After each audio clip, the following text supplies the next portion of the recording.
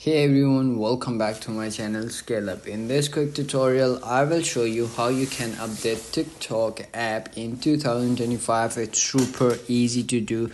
Let's get started. If you do not have updated or like your updates are not automatically update on, so you have to simply do is go to your app store and then or like Play Store. There you will find your account and you have to simply click on your profile on the top, same as the Android, but in case iPhone is so different. So you have to simply scroll up. You will see over here update recent and you will see bunch of apps over here in my phone. So in your case you will find your apps.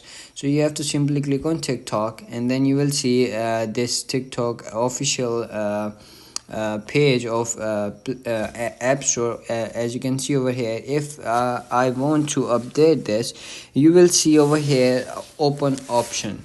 By any chance, if your TikTok app is not updated, so you will see over here update option. So you have to do is click on that update button and then update your TikTok app, and then it's gonna be update in like depends on your Wi-Fi speed or like mobile data speed, so that they will get speed and download your app as well.